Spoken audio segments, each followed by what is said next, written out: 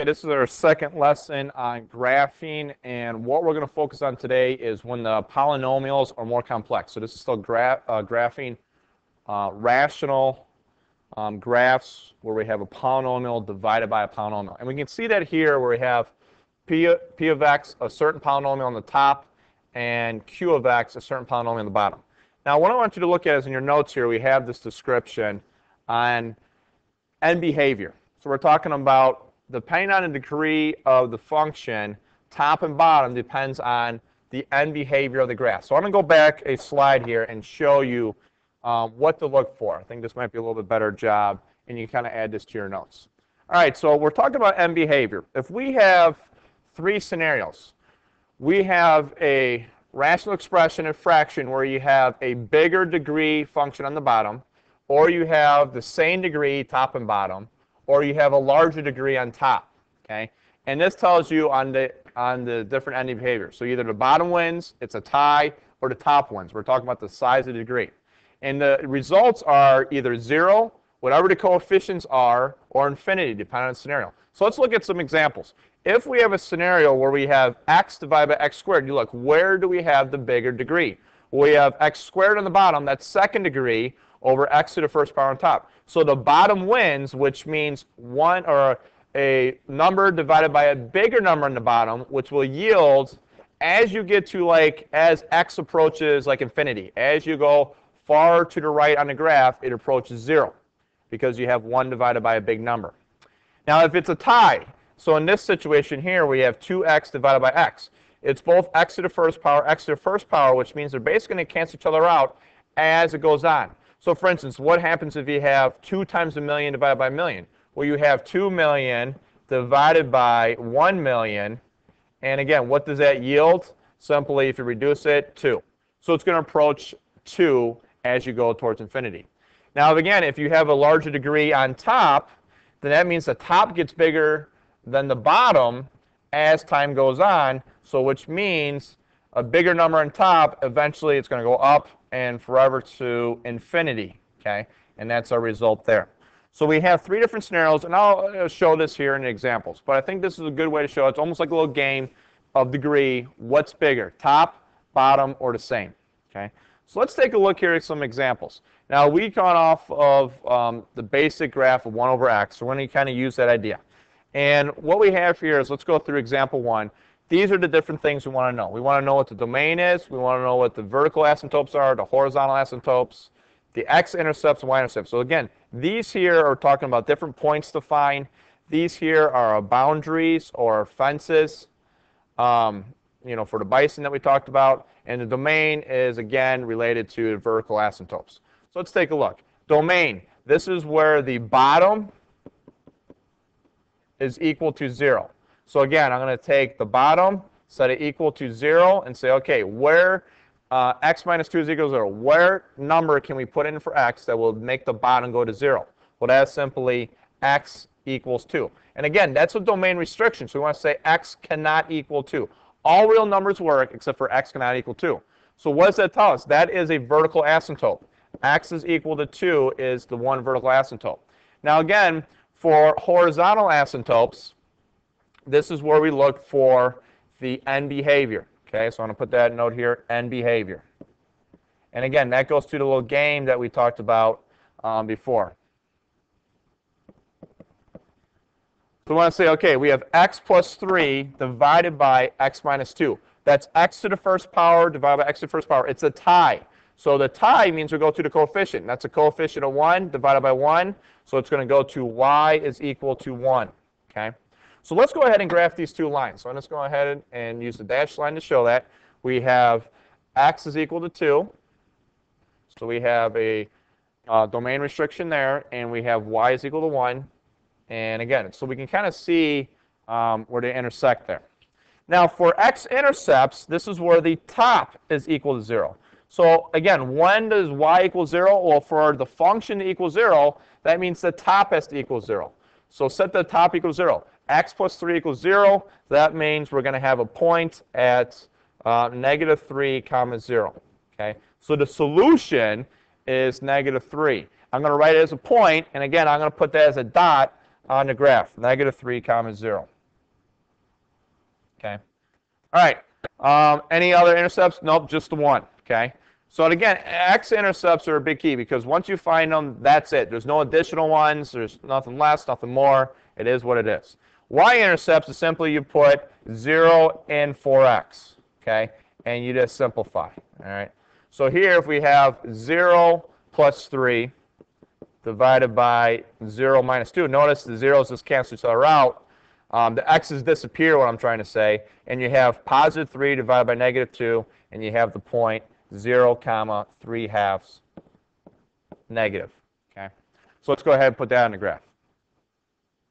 1.5 on the y-intercept. Now again, as we talked before, these red dots represent the bison roaming in the pastures. Okay, so we have two buffaloes. Which way can they run? So we want to make a path that would represent go through both those bison, and they're stuck in that pasture.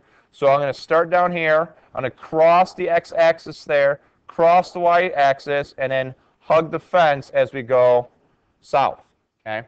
Now, obviously, we have to have a function to the right because the only place we don't have a function is at x equals 2. Let's label that here.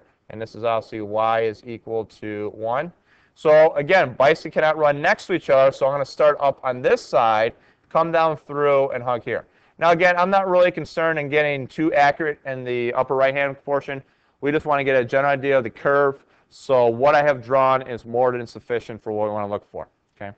All right, let's go ahead and look at the next example. So let's go through the same thing. Domain, when the bottom is equal to 0. So that means if I set this equal, I'm going to have x squared is equal to 4. Take the square root both sides, and we know that x cannot equal positive or negative 2. So those are my vertical asymptotes. So let's go ahead and graph those lines in. Positive 2 and then negative 2. Okay. All right, let's talk about horizontal asymptotes. So this is the end behavior. So we have no degree on the top, or x to the 0 power, and we have x squared on the bottom. The bottom is clearly bigger, so we're going to go to y is equal to 0. So that's our end behavior. So again, when I draw this horizontal asymptote in, the only place that it's significant is, well, let's draw that a little bit better. The only place that it's significant is the end behavior. I'm not really concerned about the line here in the middle of the graph. It's not as relevant. We're talking about the ends, and that's what we want to look at. That's what that line helps us with. Okay, not so much the middle, but the ends. And we'll see that in the next example as well. So I'm just going to backtrack there a little bit. And we say, all right, x-intercept. So we're going to set the top equal to 0. Now notice there's no variable in the top. So you can't solve for it. Therefore, there's none. There are no x-intercepts. So we will never cross the line. And that's a good thing to help us out, knowing that we'll never cross that line. And notice that's our horizontal asymptote as well. Y-intercept, plug 0 in for x. So now you reduce it to negative 8 divided by negative 4, and that's positive 2. Okay? So we have a point at 0, comma 2. Now the good thing is I'm going to show you how to graph this whole graph given one bison. We have one buffalo in the middle pasture, and he has two ways he could run. He could either run towards the fence this way and go up, or he could run this way and go up. Okay? So again, he doesn't want to be cornered. Now that we have the middle section established, if we look to the right, notice we cannot have a curve here because we have two next to each other. So where else do I have to draw the curve? In the opposite pasture down to the south. And we have the same thing on the left-hand side. The left-hand side is going up, so I want to start down below. We run into a fence, and we want to turn and go to negative infinity that way, and approaching 0. Okay? So our graph is going to look like this. And notice we're able to get all those generalities from the one point. Okay? Let's look at example number 3. Domain, again, I'm going to set the bottom equal to 0, so we have x squared is equal to 1. So x cannot equal positive or negative 1. I'm simply taking the square root. And those are my vertical asymptotes. So let's go ahead and put those lines in. So we have positive 1 and negative 1. Okay, let's go ahead and look at horizontal asymptotes. We have x on top and x squared on the bottom. The bottom is the bigger degree, so the bottom wins. Therefore, y is going to approach 0. So let's draw in a horizontal asymptote. Again, this is for the end behavior. Okay, I'm just going to scoot that up a little bit so it looks a little better. And x-intercepts, this is where the top is equal to 0. So here we have simply 5x plus 1 equals 0. when you solve for it, x is going to equal negative 1/5. Okay, so we're going to have a point at negative 1/5, which is going to be right about there. Okay, and y-intercept, put 0 in for x, and we reduce down to positive 1 divided by negative 1, and negative 1 is the result there. And again, I'm going to write it as a point. Okay, I really should write this x equals negative 1/5 as a point too, so I'm going to change that. I showed it as a solution, but we're talking about points in a graph. I really want to show that as a ordered pair. Okay. All right, so let's go ahead and graph 0, negative 1, and right about there. Okay. Now notice, if we zoom in on this, I'm going to kind of draw in a zoomed in diagram here. And we have the two dashed lines, and I'll draw them as solid lines so we kind of see what we have going on. Notice, and we have our y-axis there. We have negative 1/5 here, and we have our y-intercept here. So if you're looking, how would the bison travel on smooth curves? Well, start by connecting those two dots, and this extend it. So if he extends this way, he's going to go hit the fence and then go up. Down here, he's going to curve and go down this way. So my curve is going to start to the left high, go through, and then go back down. Now, a lot of us are asking, well, you crossed the horizontal line, the horizontal asymptote. Can you do that? Yes, you can. This is called a gait for the buffalo. Okay? So you're allowed to cross the horizontal asymptote in the middle of the graph. Again, the horizontal asymptote is really only for end behavior. So we're going to treat it as a gate, and the bicycle can go through that gate at that intersection. Okay?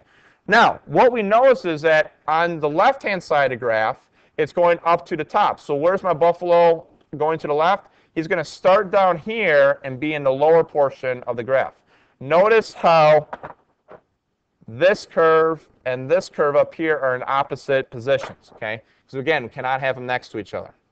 Likewise, as the curve's going down here. Now again, when we look at this, these are not two buffalo running next to each other because there's a gap between them.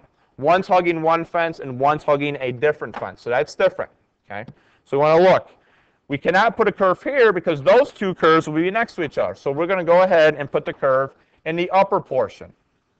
That way we follow the rules of running along the fences. Nobody's running next to each other on the same fence. And now we have a gate in the middle of the graph. So this really handles all scenarios that we'll come across. Okay? All right, what I want you to attempt for your problem tonight is I want you to go ahead and you try this problem here, this number 4, and we'll go ahead and do 5 and 6. 5 and 6 in our next class period and get some more practice on it as well.